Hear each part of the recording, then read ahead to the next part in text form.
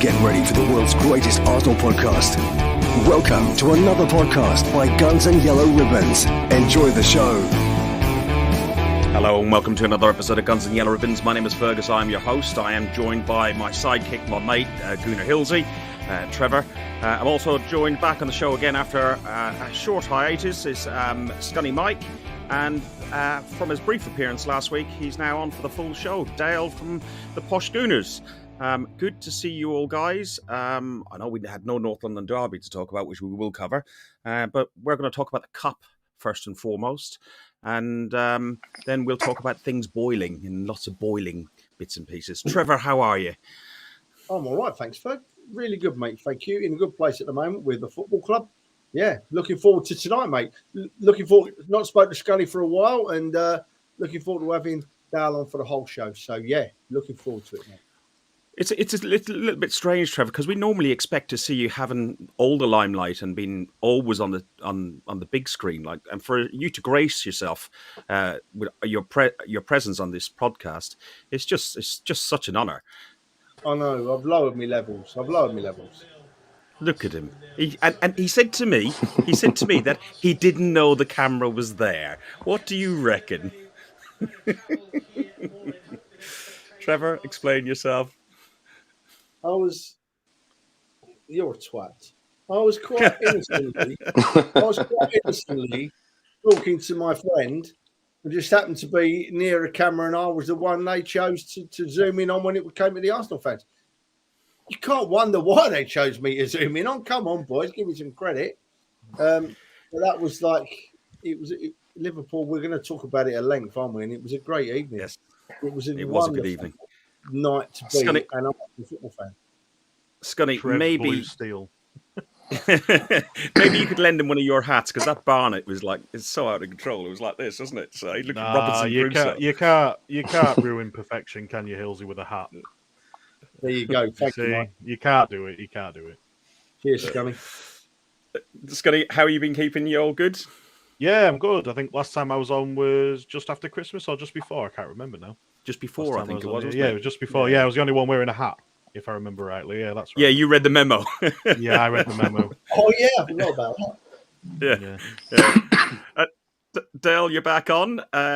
You had a lovely battle with the Northern Line, or half the Northern Line. Oh, yeah, and I didn't realise the Northern Line was closed until yesterday when they turned around and said, it's closed till mid-May for engineering works. Never mind the last year when they could have done it through COVID. They decided to do it now, so yeah, great fun.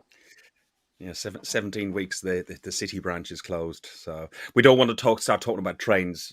Trevor will start getting. Oh God, no. Yeah, Jesus.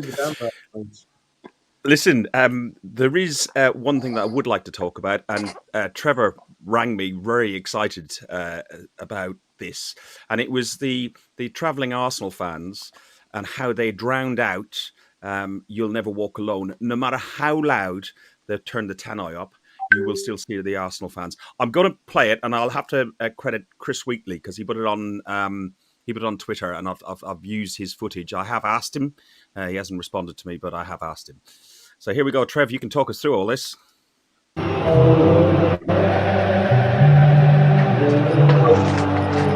the time,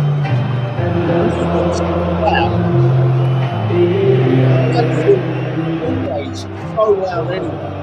No one ever grabbed that tap and turn it up. So, hang on, Trev. We can't hear you over the Arsenal fans.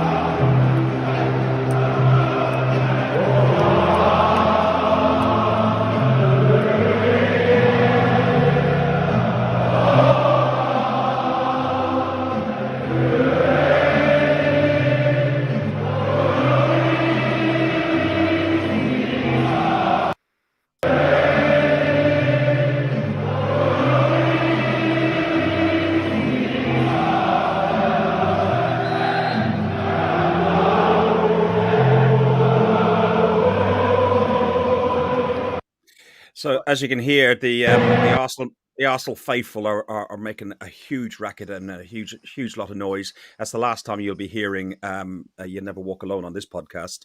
Trev, talk about it. You try to talk in there, but the Arsenal fans were just so loud.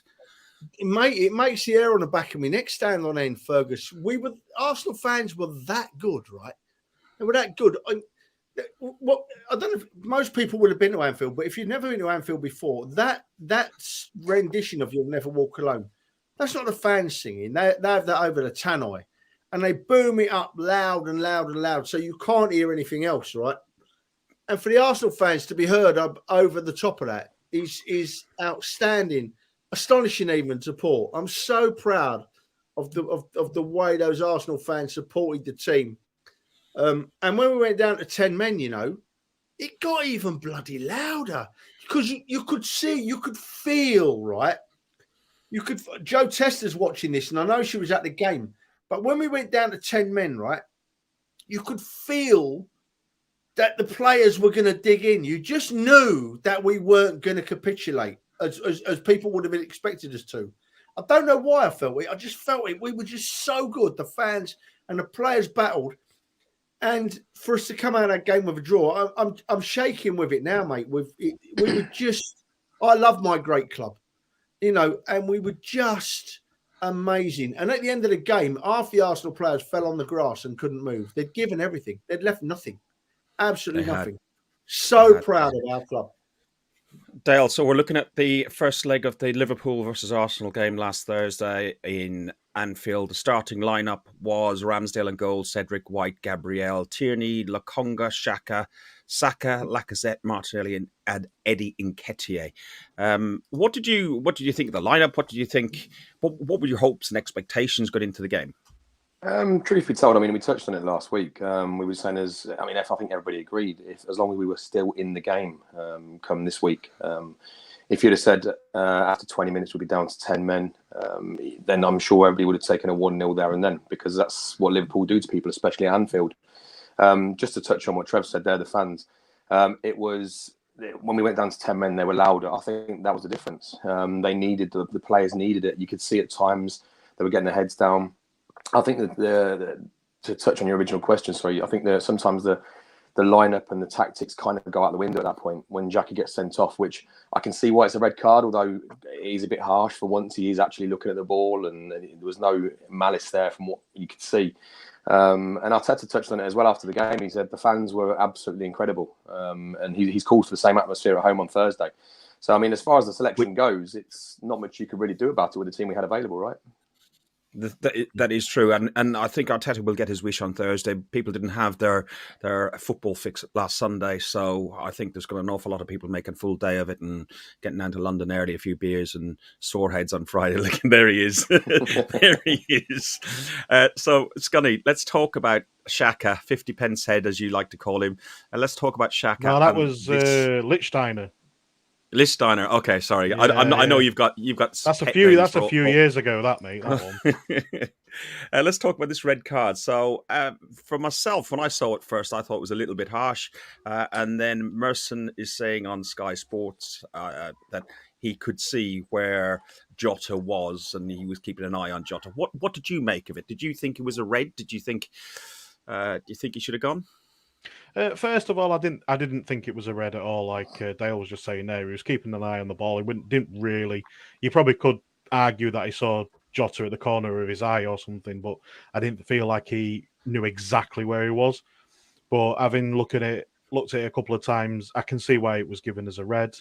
It could have gone either way, in fairness. Yeah, I think a red would.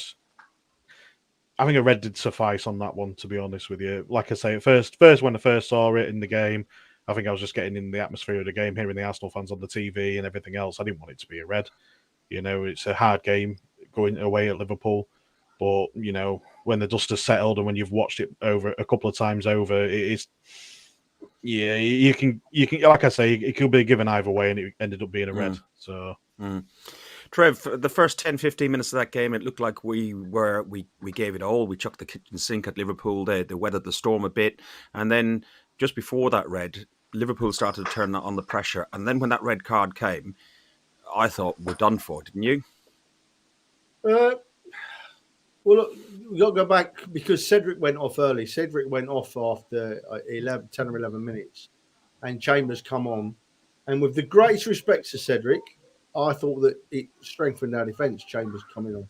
I thought that when you're looking for a player that's going to be up for the fight and up for the battle and not let the side down, I'm not knocking Suarez here, but I just trust Chambers to do that.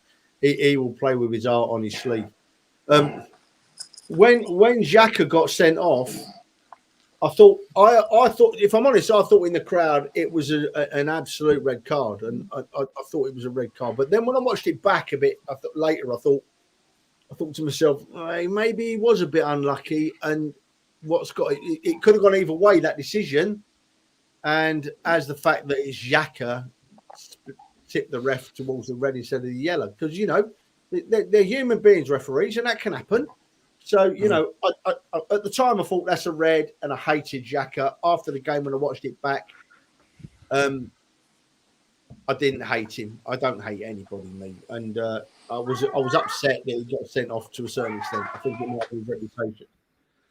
After he got sent off, though, Fergus, my head was saying we could well get beaten quite badly here now. But it only took about 5 minutes after the sending off. It only took about 5 minutes of watching the Arsenal. And I thought to myself, we ain't giving this up. If we lose this 1-0, it won't be any more than 1-0. We ain't giving this up. I could tell straight away. The crowd went up a couple of decibels at the Arsenal end. The Liverpool fans are really quiet anyway. And the players, you could see them lift themselves on the field and thinking, we ain't giving this up. No way are we giving this up. And that was it. So the further we got into the second half, the more my confidence grew that we were going to hold out. We needed a bit of luck. Got a bit of luck, didn't we? Mini me or whatever his name is, blazed an easy chance over the bar. But Minamino. Yeah, that'll do. Cheers, Mike. I'm over the moon with it. I'm over the moon with the whole night, the whole day, and the whole night. Yeah, it was. Yeah, I'm with you, Trev, in fairness. And when you were saying about, like Arsenal, seasons gone past, we probably would have been looking at that game and thinking, damn, we're down to 10 men. This ain't going to end well, because we fold. We have been known to fold quite easily when it comes onto that amount of pressure, especially with 10 men. But, come with the hour, come with the man, and the team and everything else, they went for it, they fought hard and, and like we were saying earlier on, and like Trev was saying, you could tell at the end of the match, the players just dropped to the grass. So, Scunny, you just used the phrase "come at the hour, come at the man." Did the man, as in Mikel Arteta, have his best tactical performance as a manager for Arsenal Football Club on that night? Oh, I don't know now. I don't know, because I was really, really impressed with how we played against City. I know we lost, but I was really impressed with the tactical side of how we were against City and how much they had to fight against us. But yeah, I'd say it's definitely up there as one of his best tactical. Yeah, as manager, 100%. I'd probably go up there and say that's definitely one of his best moments of a game, and being tactical side of it, making the right changes at the right time with Cedric coming off and putting Chambers on, taking Nketiah off when Xhaka got his red card, and I think, who was it who came on? Holding. That's right. Yeah, it was Holding, and bringing Holding on, to shore up that line a bit more. It made sense and it worked. We weren't going to go out there. We weren't going to go out there with 10 men thinking we could probably beat these guys. But there was times in that game where we were thinking, bloody hell, we could nick a goal here. Ferg, let's just linger on Scunny for a second, because Scunny made a really, really good point there, and I see a couple of people in the chat picked up on it. There is a comparison to be made to the Manchester City game when it comes to tactics. The tactics for Liverpool, I mean, Arteta did really well. He shored up the defence, yeah. But against City, he planned the whole game out, and we were on top from the start. And when City beat Chelsea at the weekend, all the pundits on the television were saying how Man City were light years above everyone else, and they're going to charge away and win the title, and they're the best team possibly in the world now. And that's all true. All those points are true. But what they'd forgotten was that 2 weeks previously, they were bloody lucky to beat the Arsenal. They needed the help of the referee to beat the Arsenal. So, yeah, they're a cracking side, but you can take a comparison on Arsenal's level from that. We are really improving. Skillful side, proved that against City. We were probably for 50 or 60% of the game just as skillful, if not more skillful than them. Actually playing physically and not bottling it and playing to play out a game against Liverpool, we showed that side as well. Be excited. Be excited. You know, we'll probably get beaten by Bradford Park Avenue next week. But, you know, at the moment, be excited. Dale, what were your thoughts on Arteta's performance? Is it the best, or was the City the best one, as Mike and some of the people in the chat are saying? Yeah, I personally think I've just seen. I think it was a comment by Joanne saying that she thought the City game was marginally better, but his substitutions were spot on. I think the substitutions were quick and they weren't necessarily what he wanted to do. And it's the first time we've really seen him have to think on his feet that quick. The reason I think the City game was marginally better is because my question here would be, I'll counter your question with another question and say, if we're away at City with that starting 11 versus City with a few out, do we still go ahead and draw that game 0-0? I don't think so. I think it goes to show how toothless Liverpool were. I mean, not because that it was all their fault, but I think we defended incredibly well. To touch on what everybody said here, I think every single player out there left everything on the pitch. No one could walk by the end of it. I mean, you could see Lacazette throughout the game was a frustrated figure, having to track back so deep, but he led by example, which I like to see, and that's something that I think Arteta's got right. I think Lacazette hasn't always been at his best. We touched on him last week. But I think the captaincy's given him that hunger again. So it was, I think it's up there. I think it's up there when it comes to his best performances. But I still think, for me, the first half of City marginally takes it. Trev, sorry, Fergus, can I just make a quick point? But what Joanne said there, he said, yeah, City did, we controlled the game over the park, and Liverpool, when you say about tactics and the way we did it there, that's probably our best defensive display we've seen with Arteta in charge for 100%. So yeah, I'd actually go towards that point there, what Joanne said, and what Dale was pretty much saying there as well. For me, I just thought it probably was because we're in there with a mission to take the game back to the Emirates and still be in the game, even if it was a 1-0 loss. If Minamino had scored that goal, as much as I would have been gutted, I still think we'd been in some control of the game, having it back at our place and just being one goal. Now that we've got it 0-0, taking it back to our place with the crowd that are going to be rampant and up for it, I think it's going to be really good. Trev, they won't have Mane and Salah still. Are Liverpool a shadow of themselves? Probably a bit strong without those two players. Of course, they're weak. Of course they are. They're much weaker without them. Them two players score most of their goals. And scoring goals wins games, Fergus. So yeah, of course they're weaker, and they're there to be taken. They're going to have great support at Arsenal. They've got 5,000 odd fans coming to Arsenal on Thursday night. By the way, those fans have only paid a tenner. Those Liverpool fans. Credit to Arsenal. We had to pay 28 quid to go to Liverpool last week, and they're charging Middlesbrough fans 45 quid in the cup to go to Anfield. So it's a bit embarrassing on Liverpool, but we won't dwell on it. Mate, we've got a massive chance of getting to a Wembley final. And it will do our club the world of good to get to Wembley and have a day out. So, yeah, it all depends. We don't know really who we've got in and out at the moment. We don't know who's injured and who's fit. And so it really does depend on who's available. You would hope that we can put a strongish side out. But regardless, you've got to fancy our chances against Liverpool without Mane and Salah. I know they won at the weekend without Mane and Salah, but cup semi-finals away, different gravy against 55,000 raging Arsenal fans, and that stadium's going to be right up on Thursday, up. I'm going to be in London at 2:00. I'm going to be legless by the time kickoff comes around. I'm screaming my head off, So you better be polite. I'm bringing my grandson, so you have to be a good lad. It's for his birthday as well, so he's going to be 13. Hang on a minute. Who said I was meeting you?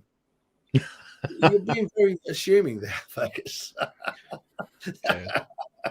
To touch on what Trev said as well about Mane and Salah, them two players give them their cutting edge, and without them two, they are they will be missing them massively at the moment in time, especially against big teams who know can defend well, and teams that are going to be well up for it. And with it being a cup semi-final as well, it's a whole different kettle of fish. Trev, could we have Partey back? I think Ghana aren't going through on the AFCON. Could we have them back? And the other question that I've seen in the press is this. There's a chance that the Liverpool game, let me just take that banner down. There's a chance that the Liverpool game could be called off on Thursday. What's your thoughts on Partey and the chances of the game getting called off? Fergus, take that rubbish off our screen. Take that rubbish off our screen. Speculative press rubbish. They're fishing for a reaction from Arsenal fans once again. Take no notice of that. If the game's going to be called off, it'll come from Arsenal first. And we haven't heard anything, so the game's on. As for Partey, I'd love him to be back for Thursday. Love him. But he wouldn't be any more than on the bench. He'd start on the bench, wouldn't he? The poor bloke's been on the other side of the world playing football. So I'd love to see Thomas Partey, because there's no doubting that Thomas Partey has been playing his best football for us the last few games. No one can argue that. So, of course, we want Partey back. But if he don't come back, then I think we've got enough. I really think we've got enough to get ourselves to a Wembley final. Oh, please. Yeah. So, Dale, and then I'll go to Mike. The North London derby was cancelled because there was a COVID case and injuries and AFCON and so on. Whether you agree or disagree with the process, it is the process. Why are the media losing their bloody heads over this? It's a very good question, and I made a note actually when I looked at it. So the two that were kicking off mainly were, I see a lot of Tottenham fans. I was quite drunk on salty tears actually on Sunday. It was quite funny. When you look at, I think a lot of it's the media bias. So go on. I was busy boiling piss, so I'm actually drinking salt. I'm drinking tears right here, and it's definitely a bit salty. I think we've all enjoyed some of it over the last few weeks, but watching Twitter go into meltdown. And I think the frustrating point for me was the likes of Carragher and Neville jumping on the bandwagon. I mean, we were the 20th game postponed. There was 19 games before us, not one single mention of that. And just a couple to mention: Spurs Brighton, 12th of December, postponed. Spurs Leicester, 16th of December, postponed. Man United Brentford, postponed. Man United Brighton, postponed. Again, not a single soul said a word about these because it was all part of the precedent the Premier League has set. And I think that there is the key thing. So the Premier League have set this precedent. Somebody said today, actually, I think it was them down the lane, their manager, who's not going to be there for very long. He was saying it's the first time in his professional career he's known games called off for injury. I agree. I don't necessarily agree with it. However, at the start of the season, when they started postponing these games, they set a precedent. They can't sit there and say one team can do it and another can't. But the media bias is baffling, to be truth be told. I don't get where it comes from. There just seems to be this anti-Arsenal agenda, and people always say there isn't one, but there clearly is, because we're not seeing this backlash from any other team. Well, Burnley Watford got cancelled. Hang on one second. Yeah. Burnley got cancelled yesterday as well. You had Burnley Villa cancelled 2 hours before kickoff, and nothing was said about all those Burnley fans. There was one guy who did have a bit of speak a bit of reason and common sense. I don't know if this will stay in the podcast, because knowing the way some of these things are lifted out of YouTube, but it was Micah Richards. Let's see how much we can get in off what he's saying. I agree. I think with Arsenal, remember the first game of the season at Brentford? No Lacazette, no Aubameyang. I know his form's not been great this season, but at the start of the season, we expect him to bang in goals.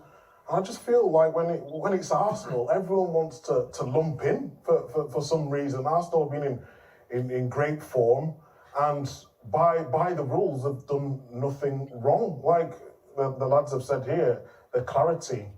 And they're playing by what they're perceived. They don't have enough first team players. So I understand other people being frustrated, but in my opinion, they've done nothing wrong. And let's be honest, other clubs would do the same thing as well. You know, this is not an Arsenal thing. People saying it's you know, the way they've handled it, it could have been better. Yes, of course. I think in terms of integrity of the game, but if you know that you've not got senior players fit, every team in the Premier League would look after themselves. And if they say that they wouldn't, then they're lying. Mike? Well, yeah, they've already done that, haven't they? Let's face it. You know, a lot of these teams have already done exactly what Arsenal have done. You know, Liverpool on our first game when we was meant to be playing away at Liverpool had 12 false negatives on COVID testing. Yeah. So you know, there's that. Nothing was said about that. Nothing really in the media. You know, I didn't hear Jamie Carragher or any other of these pundits, especially Gary Neville, say any. They never said anything about it. You know, there was nothing said against Tottenham when they cancelled their Rennes game. Even though a lot of the fans from Rennes, or the Rennes fans, come across over, they had to find out as soon as they basically got to the stadium that it wasn't cancelled. Nothing was said. And I think it's an absolute joke, and I think they should be an absolute shame to themselves, to be honest. And the fact that there was one game tonight being cancelled with Burnley Watford, and nothing's been said, and I honestly do think they should stand up and apologise, if I'm being honest, because they've set an absolute massacre. Well, I say massacre, an absolute thing on absolute craziness on Twitter, and I find it pretty funny. And I think a lot of Arsenal fans out there are actually finding it funny now how many salty fans there really is at the minute and against Arsenal. And I have seen it a lot, and I've been laughing at Twitter and the way it's kicked off and everything else. I just cannot believe it, and I've never seen it in such a long time since, you know, you had the salty fans back in when we were the Invincibles.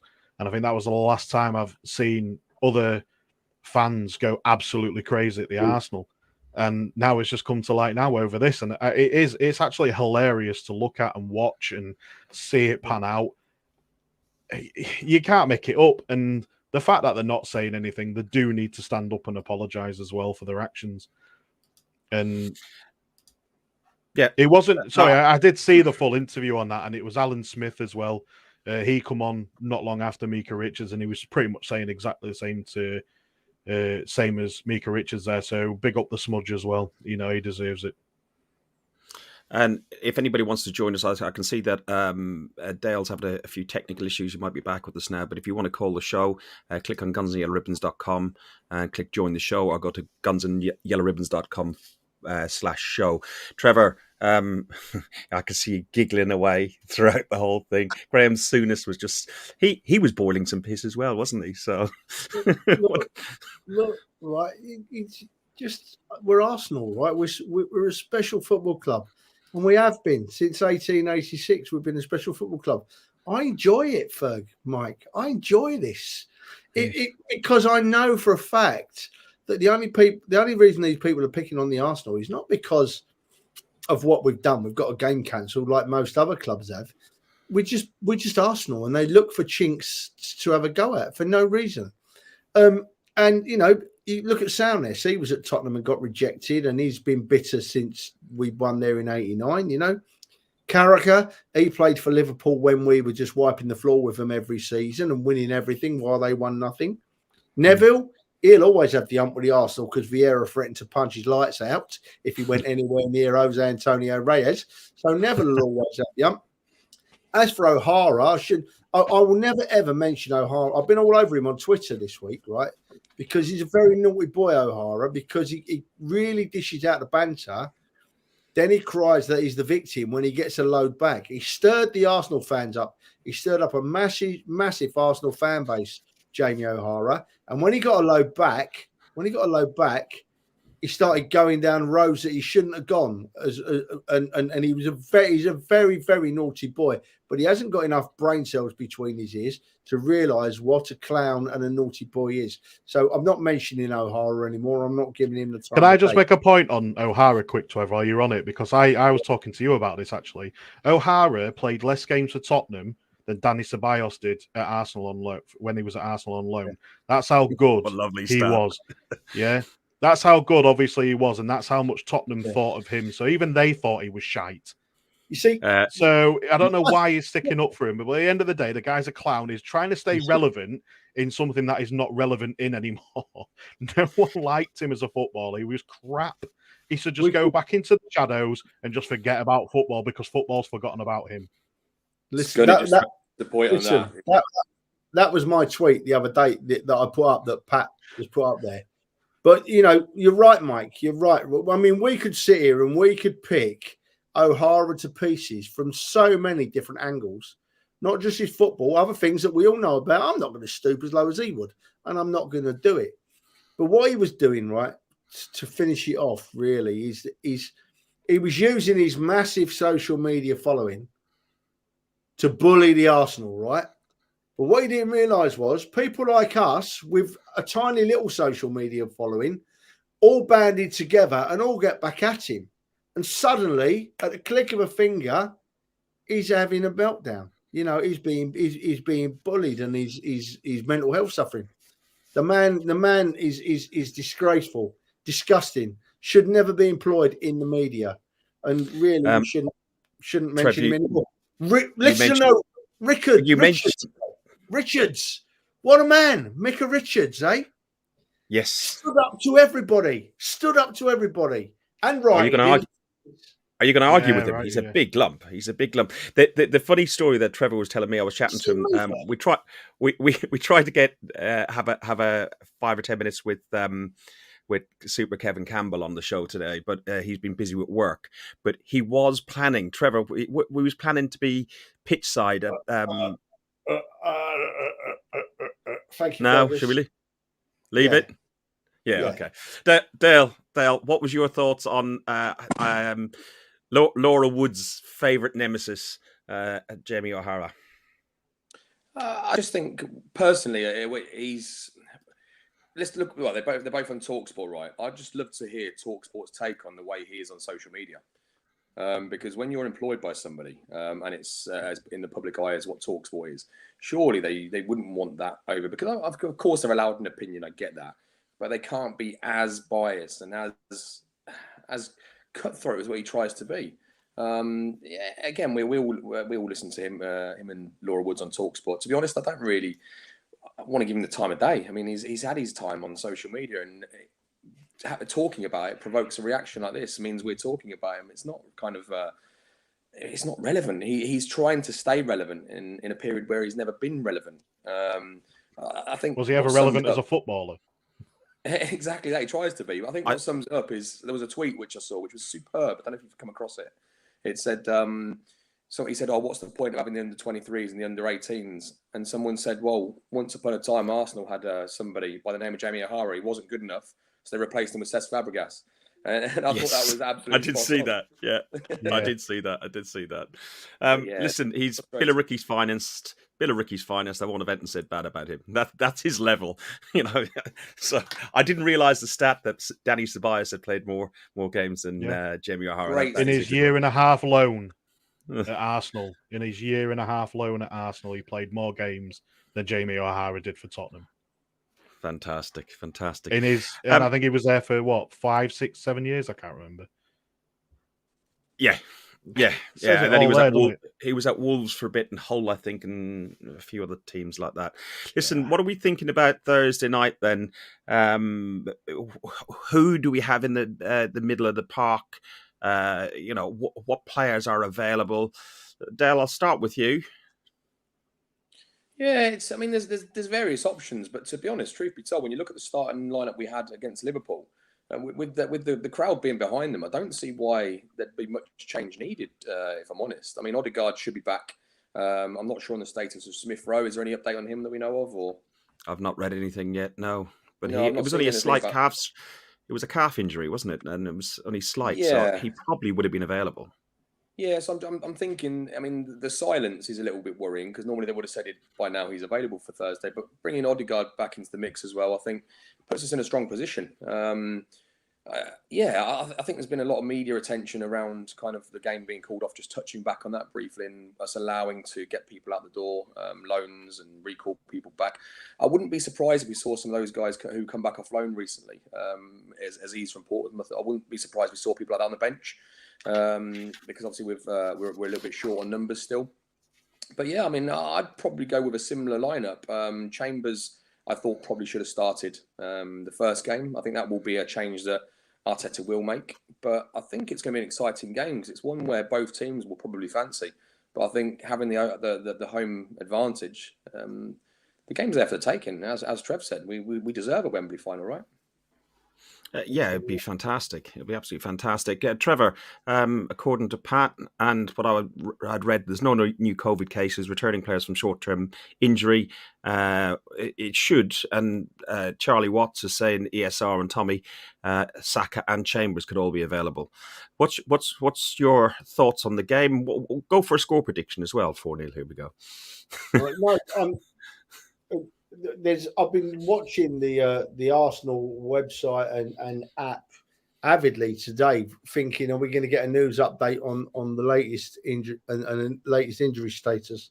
And we've heard absolutely nothing. So read into that what you will. Who's going to be back and who's not? He's playing his cards very close to his chest. Is Arteta. The one that's interested me, and I'll chuck this out there. It'd be interesting to get all you boys' thoughts. He's called Tyrese John Jules, isn't he, back from his loan spell? You know, is it? Yeah, he's recalled Tyrese John Jules back from his loan spell at Blackpool, and he's a young forward, 20-year-old forward who's been banging in goals as a younger Arsenal forward. Is this an indicator that maybe he's losing a bit of patience with Eddie and Lacker's goal scoring, nothing else. Lacker's goal scoring, and he's thinking, well, I can't do any worse than pull this bloke back from loan and stick him in the squad. Maybe play him up front as a bit of a different perspective on the game.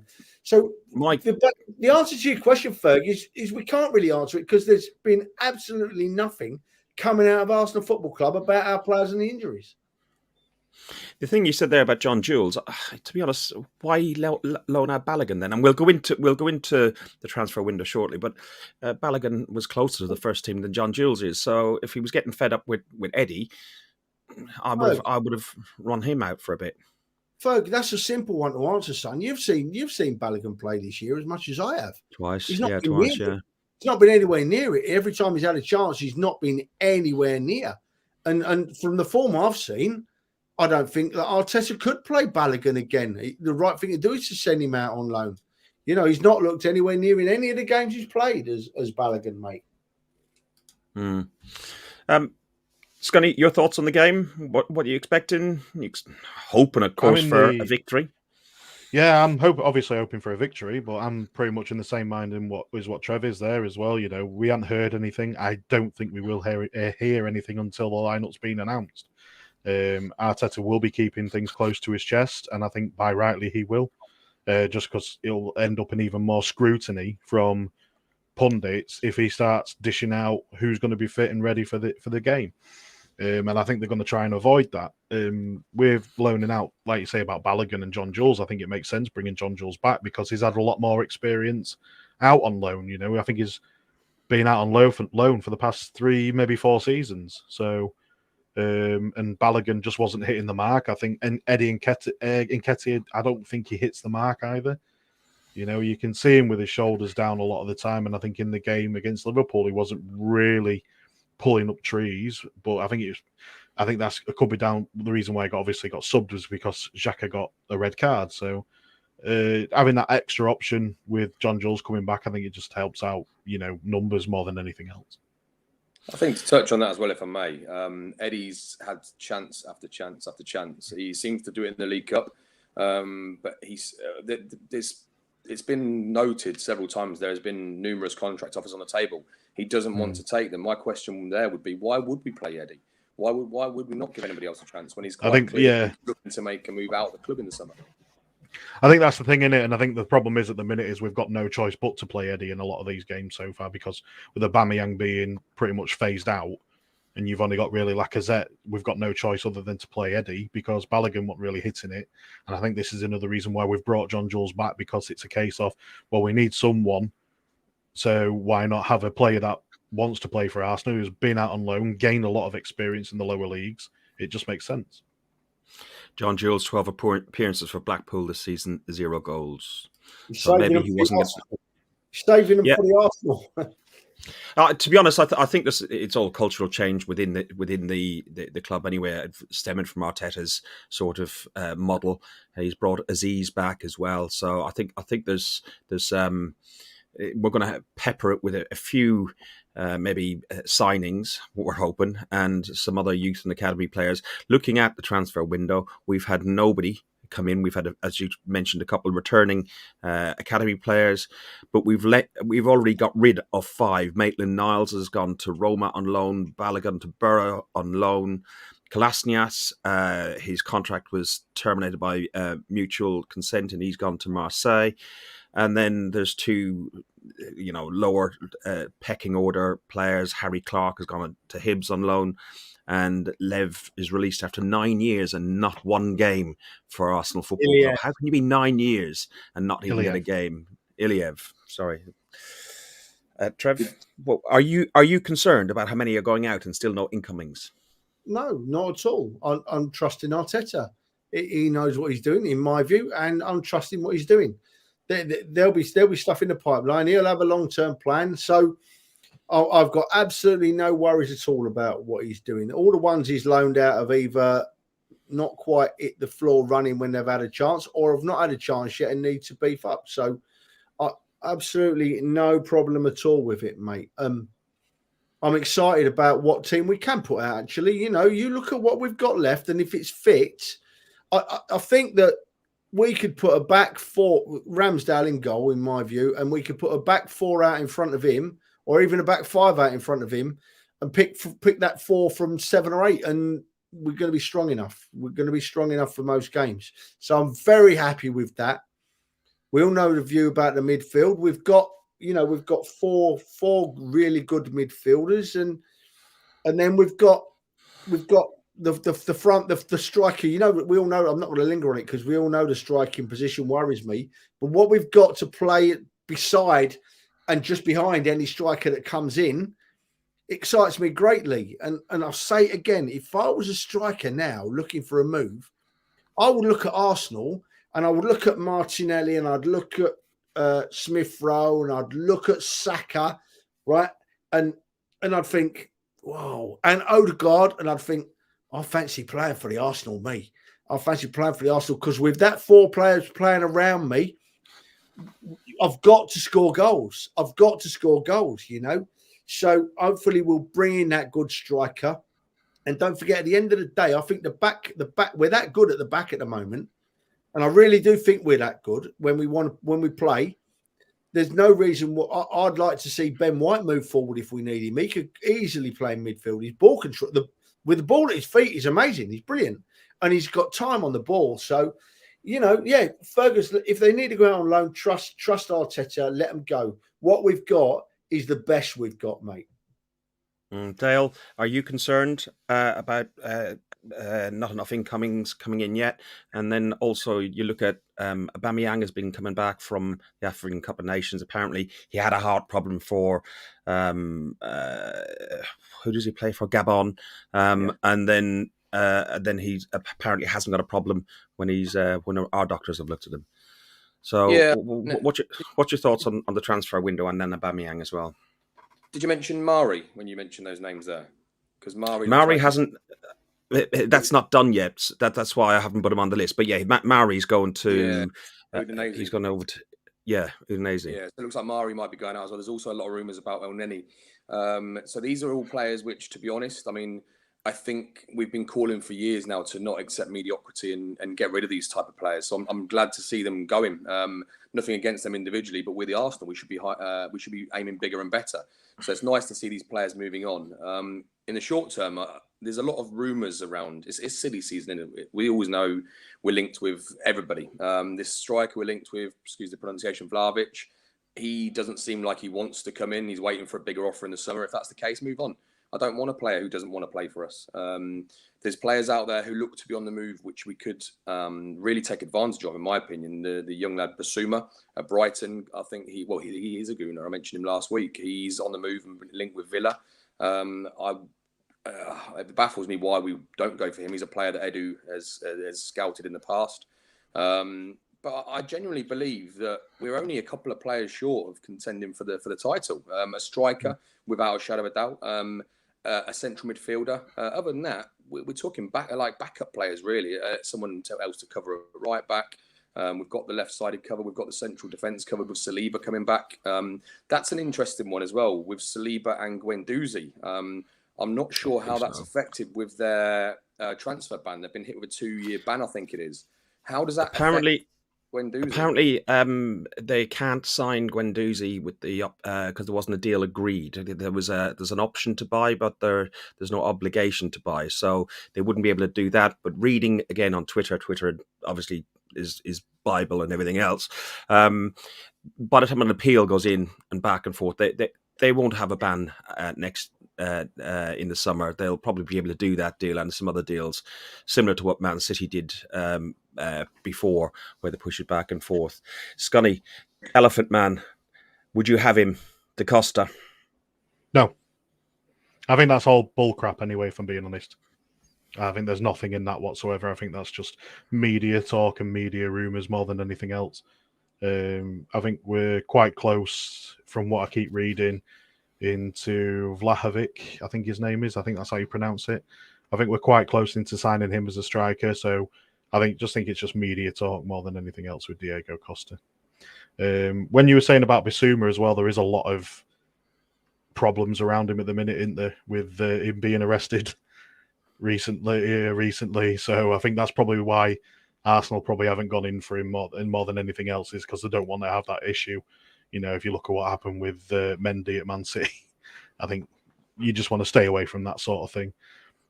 But yeah, the clear out, like Nobby says there, nice clear out coming about. You know, these are the players that we've been aching to get rid of for such a long time. You know, I think the last couple are on the way out now. So it's good to see, and it's nice to see that. And I think, you know, we're going the right way about things with the transfer market at the minute. You know, we're being linked with a really good striker at the moment. And we're also being quite heavily linked with is it Arthur Melo from Juventus as a loanee, to come in midfield to shore up midfield a bit. And I think that's, you know, that makes sense. And this is what I said before the January transfer window. We should be looking at signing is an extra midfielder and a striker, because these are the two places where we need to shore up more than anywhere else. And it seems to be coming that way. Scunny, if you're asking a question, so I was speaking to somebody on the Arsenal Fans Forum Facebook page the other day, and to me, this is very, very similar to the whole Benzema. Benzema was signing for us for about 9 consecutive seasons, and every year he'd had his medical, and every year we'd agreed terms. Every year his agent had a problem, and it just seems like the same thing over and over again. I'm seeing several reports saying we've signed the guy or we've agreed terms, but then next thing you know, the president of Fiorentina comes out and says we've had no concrete offers. So I know it's obviously transfer. Yeah, a very similar field to me. From what I've understood today, apparently the president has came out today and said he's free to go. You know, I think there's been talk about him staying until the end of the season. He wants to, but the president of Fiorentina said he's free to go whenever. You know, he's free to go. You know, I'm not going to hold anything back. His contract situation is he's got 18 months left. So if he waits till the end of the year, then he can probably do a deal with somewhere else, probably with an English side, and sign for nothing, like what Ramsey did with Juventus. Trev, what's your thoughts on the Aubameyang situation? Aubameyang seems to be having a heart problem, not having a heart problem. Do you think he's just a problem for the Gabon dressing room? It follows him, doesn't it, Fergus? We're not in a position to make judgment on why he's coming back, mate, and I'm not going to, but it does follow him, doesn't it? You know, wherever he goes, wherever he's been, there's always something going on, and it's always focusing around Aubameyang. Personally, I'd like to see him move on and enjoy the rest of his career somewhere else away from our football club. I don't think he fits our model at the moment. I don't think he fits what Arteta's trying to do, my opinion. Interesting talking about, you know, the way the squad's developing, Fergus. If you'd have asked me 4 years ago, from 1 to 11, how many Arsenal players were playing for, how many players were playing for Arsenal in our team at the time 4 years ago that I rated as good enough to play for the Arsenal?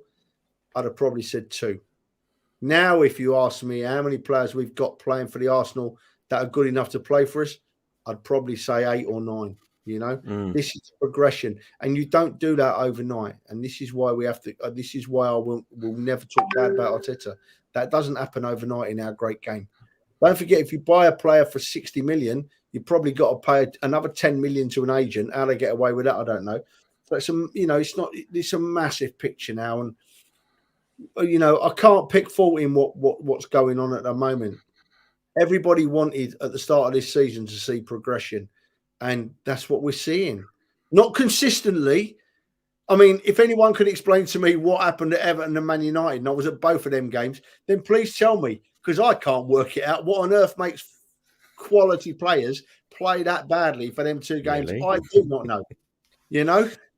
But the overall, the progression is brilliant, and we need to enjoy it.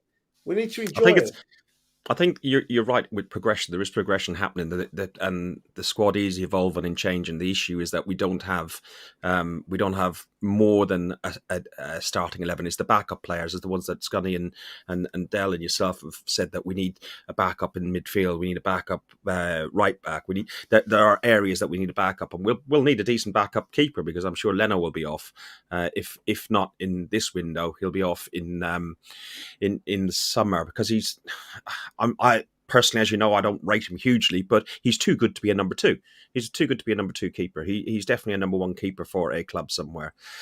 Burnley on Sunday, that's been moved. Why we couldn't have the Liverpool game on a Wednesday and leave the Burnley as a 3:00 on a Saturday, God only knows. It's because are Tottenham playing tomorrow? They've got to yes. Yeah, but they're away to Leicester, so we could easily have played the game on the Wednesday night anyway. So I can only think it's Sky Television, maybe just saying, "Oh, we want Leicester game on one night, and then we can have football on every night." Who would have thought that, Trev? That Sky, the television companies, running our great game that is football. Not running or ruining. Son, I'll be away.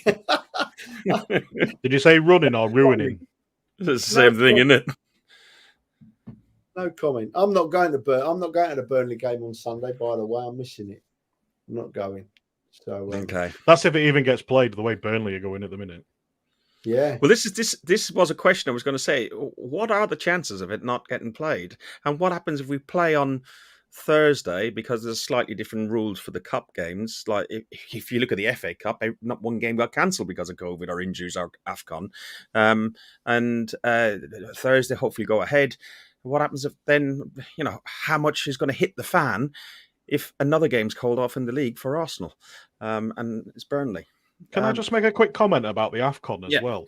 That was meant to be played in the summer last year. It got moved to the winter of this year because of COVID, so moving things like that is going to obviously disrupt teams as well, and it has disrupted a lot of teams. So when they turn around and say, just because you've got a few players out at the African Cup of Nations, that it shouldn't be cancelled, but it's like, well, there wasn't meant to be, there was meant to be with their club during this time, so it is an excuse.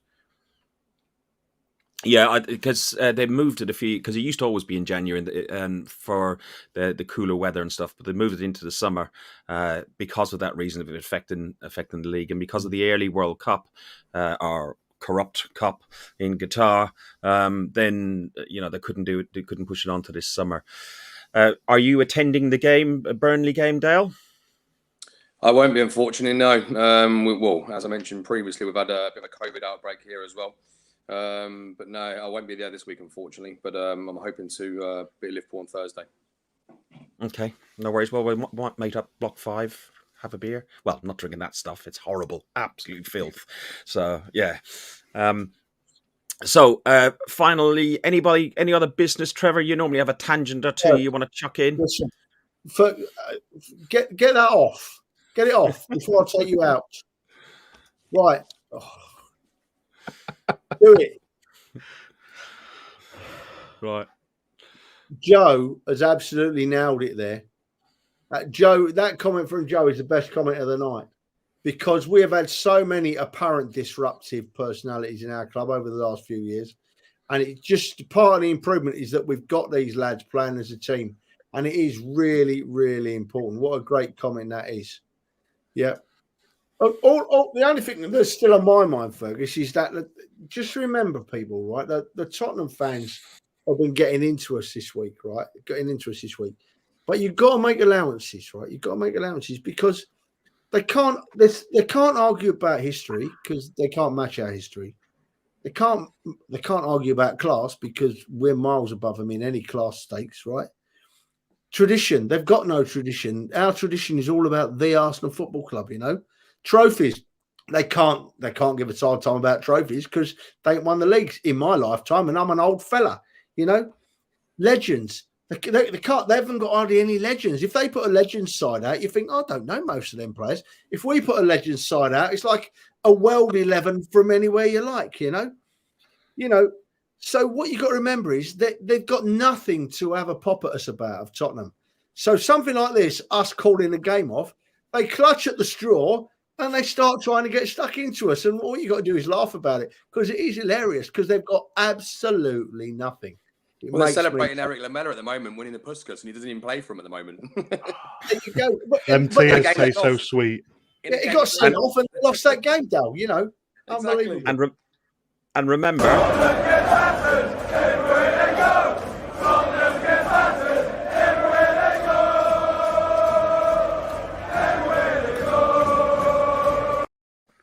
it's just a fact, isn't it? I've kept that in the bank on here. It's just like, it's brilliant. And even look, sing it's not only, darts, it's great. yeah, I know, I saw that. It's not even inside the stadium we sing it.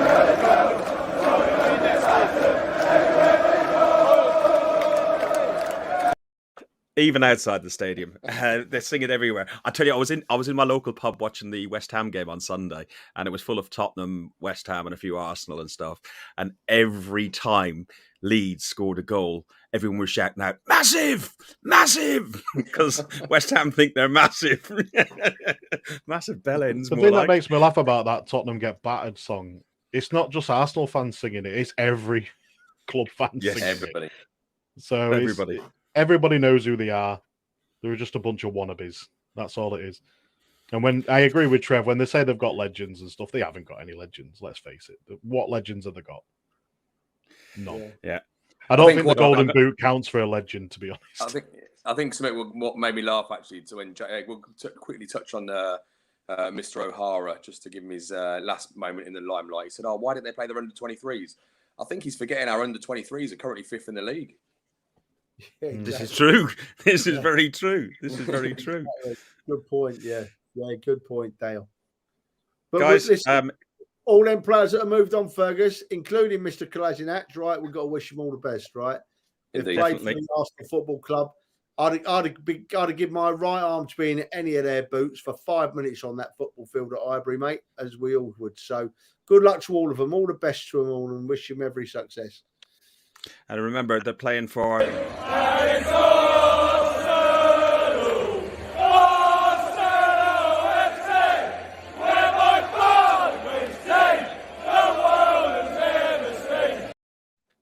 You know what? It's so disappointing seeing someone on the phone. If there's one thing that annoys me about football fans at football matches these days, it's them twats that film themselves when they should be watching football. All them people on the phones, Trev, that's all it is, isn't it? It winds me up as well, mate. Get off your phone. You see, I don't need a phone, Mike, because Sky take me on. Yeah, there you go, you see. Yeah. But you didn't know that, Trev, did you, apparently? Yeah? No, he didn't know. He didn't know at all. He knew. Guys, thanks very much, Dale. Thanks for joining us. I know it was a tight call with the trains and everything else, but I hope you enjoyed it, and we'll have you back on again if you're up for it. Can I just say one last thing, Fergus? I got moaned at last time by a lot of the Peterborough Gooners because I didn't give them a shout out. So for all 446 members of the Peterborough Gooners, this one's for you guys. Well, I've tried to join that tonight. I've not been accepted yet, Dale. I'll accept you now then. Don't worry about that. Top man. Cheers, you know what I was going to do? I was going to mute you just when you said for all the Peterborough Gooners, just for kicks and giggles. Well, hopefully we've got a few of them who have watched today, and they will carry on watching. If you like what we do, guys, on YouTube, Facebook and Twitter and everything else. You can follow us. We're on Guns and Yellow Ribbons as our website, and there's links to all the back catalogue of episodes. This is episode 206, and we've got Gooner to Gooners with Trevor, with Scunny, with loads of various. Yeah, do you remember that? It's a long time ago. I remember when we was in the bottom 20s. Christ, 200. Yeah. 206, mate. And so if you like what we do, click subscribe, guys. We do this purely for fun. It is our hobby, and we enjoy doing it. We enjoy doing it for you, and enjoy chatting to each other. Thanks very much, everybody. Up the Arsenal. You've been listening to Guns and Yellow Ribbons, an Arsenal podcast by Arsenal fans for Arsenal fans.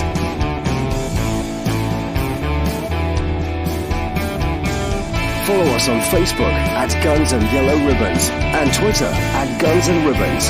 And remember to rate and review us too.